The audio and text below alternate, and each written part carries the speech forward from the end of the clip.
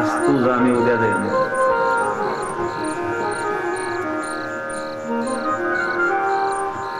कारण तुझ्या अंतःकरणामध्ये असणारी भावना मी जाणतो. प्रियम प्रियेव विश्रुतं विषण्णा मनोरविंदाक्षती दृश्यते.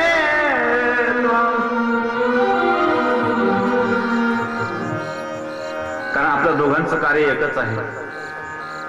तू चाललीस ना तुझ्या प्रियकराला भेटायला, मी सुद्धा माझ्या प्रियकराला भेटायला चाललो. भगवान परमात्मा तू आज जाणे उद्या जाईल.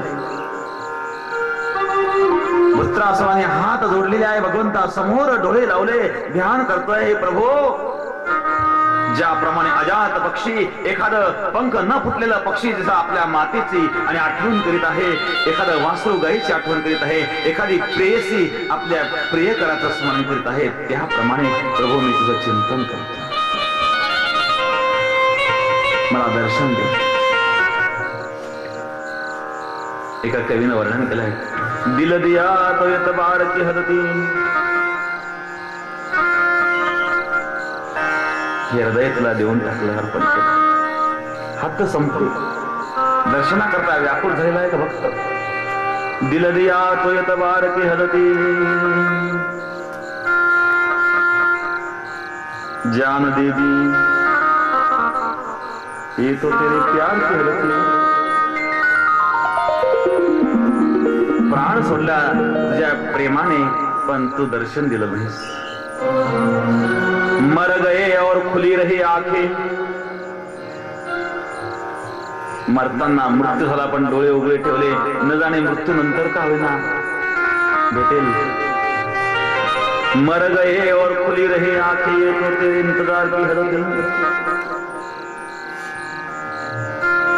प्रियम प्रियव विशुद्धं षण्णामये रवींद्राक्ष. हे प्रिय प्रभो,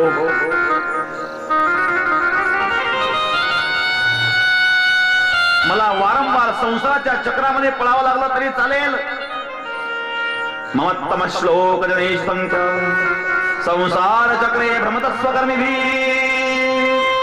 जन्मोजन्म मला या संसारामध्ये पळावं लागलं तरी चालेल. मला या संसाराची भीती नाही, जन्म मरणाची भीती नाही.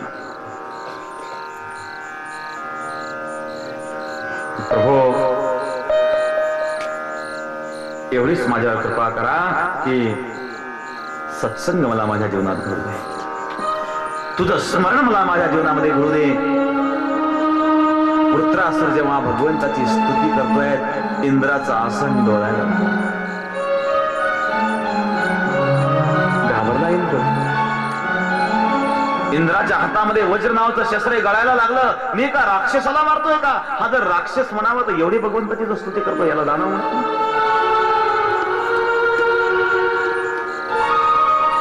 हा थरथर कापायला लागला इंद्राचा. पण पुन्हा इंद्राने विचार केला,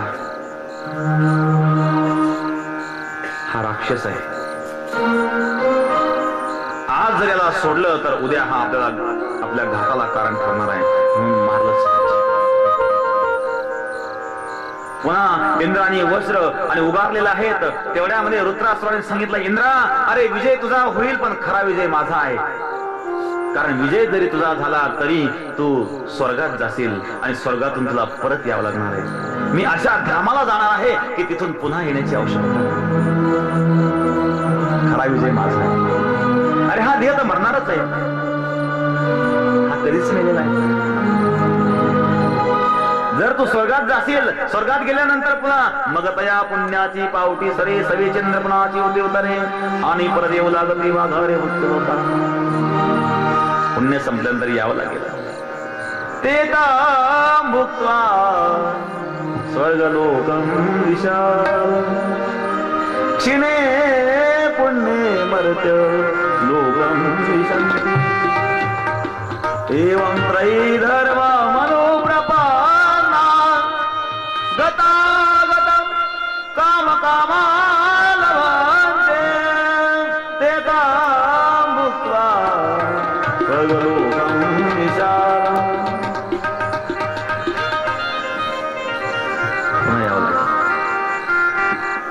तेवढ्यामध्ये इंद्राने आणि वज्र सोडले आहे वृत्रासुरावर आणि वृत्रासुराचा शिरच्छेद झाला. वृत्रासुर खाली पडला. वृत्रासुराच्या देहातून दिव्य ज्योत निघाली. ती महाज्योतीत विलीन झाली.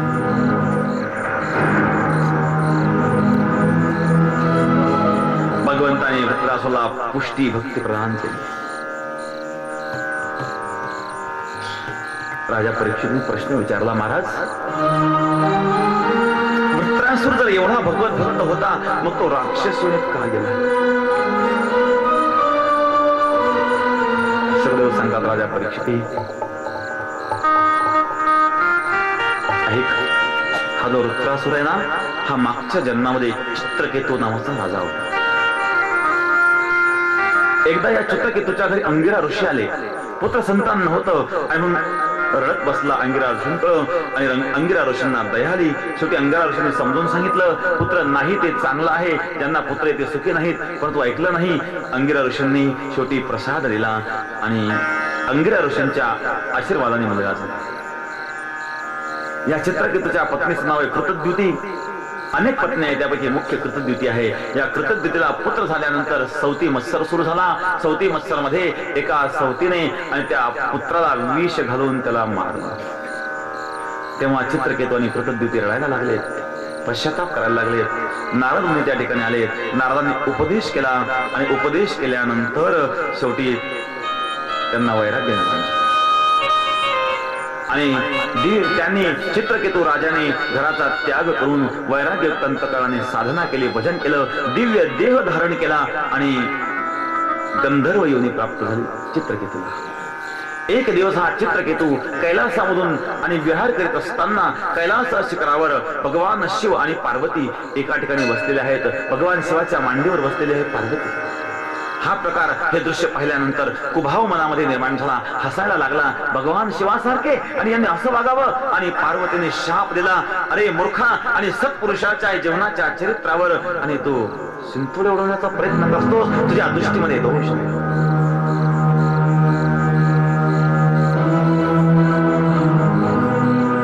अशा प्रकारे एकदा स्वामी शरणानंद महाराज, वृंदावनचे स्वामी शरणानंदजी महाराज यांना एका माणसाने प्रश्न विचारला. महाराज, स्वामी रामकृष्ण परमहंस, जी परमहंस अवस्था ज्यांना प्राप्त झालेली आहेत, परंतु ते होका पित होते. एवढे मोठे परमहंस अवस्था प्राप्त झालेले स्वामी रामकृष्ण परमहंस आणि त्यांनी होका प्यावा, हा दोष नाही का?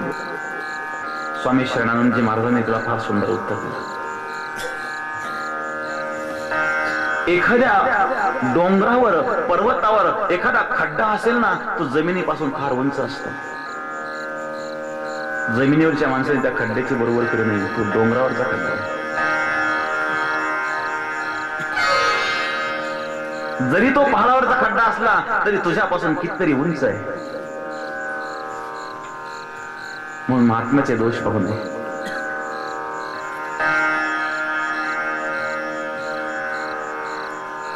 चित्रकेतूने भगवान शिव पार्वती यांना पाहिलं आणि कुभाव मनात निर्माण झाल्याबरोबर पार्वतीने शाप दिला, अरे तू राक्षसीला जाशील. घाबरला, हात जोडले, माते चूक झाली. सांगितलं, ठीक आहे, जरी तू राक्षसीला गेला तरी तुला भगवंत प्राप्ती होईल. संताच्या महात्म्याच्या शापातही आशीर्वाद असतो. संत कोणाला शाप देत नाही, सत्पुरुष कोणाला शाप देत नाही. सत्पुरुषाचा शाप म्हणजे ती आहे कठोर कृपा. आणि पार्वतीच्या शापामुळे हा चित्रकेतू वृत्रासुर झाला, परंतु आसुर झाल्यानंतर सुद्धा त्याला भगवंताचं दर्शन झालं, भगवत प्राप्ती झाली.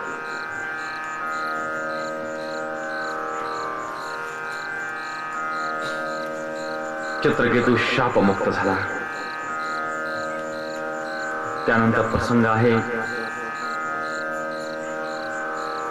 दितीने एक अनुष्ठान केलं, पयोव्रत केलं आणि त्या व्रतामुळं भगवान परमात्मा दितीच्या घरी वामन रूपाने आले.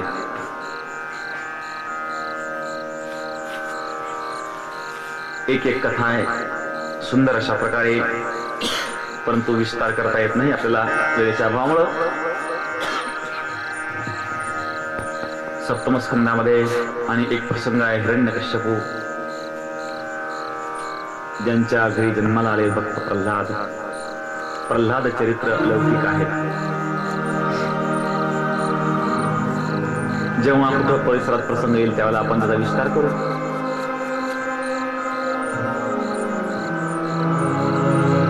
वामन अवतार भगवंतांनी बळीच्या द्वारामध्ये वामन अवतार घेऊन भगवान परमात्मा बळीच्या द्वारामध्ये गेले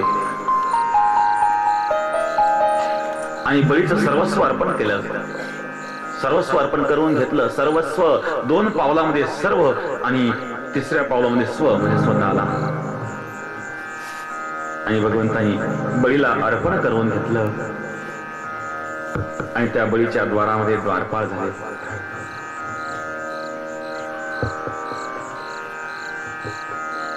भगवान परमात्मा भक्ता करता आणि काय करतात. बळीची माता भगवंताला म्हणू लागली, प्रभो माझा आणि पराक्रम सांगायला आले तुमच्याकडं. भली हुई सती नहीं गई विरोचन के साथ, ऐसा पुत्र पैदा किया प्रभु बसारे. पुत्र भाव का असा जननी जने सो भक्त जने दाता या शूर, नहीं तो जननी वांज भली क्यों खोवेगा. अशा मुलाला जन्म द्यावा, तो शुद्ध असावा, दाता असावा, शूर असावा.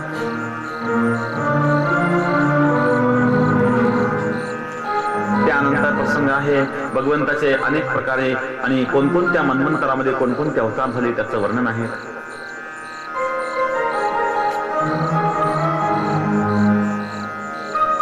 स्वयंभू मन्वंतरामध्ये भगवंताचा एक हरी नावाचा अवतार झाला. या हरी अवतारामध्ये आणि भगवंतांनी गजेंद्राचा उद्धार केला.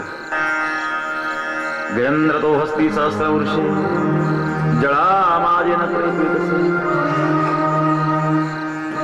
आणि शेवटी त्या गजेंद्राने आपलं कमळाचं फूल सोनीने धरलं आणि भगवंताला अर्पण केलं. भगवान परमात्मा त्या गजेंद्राचा उद्धार करतात. सुंदर प्रसंग आहे.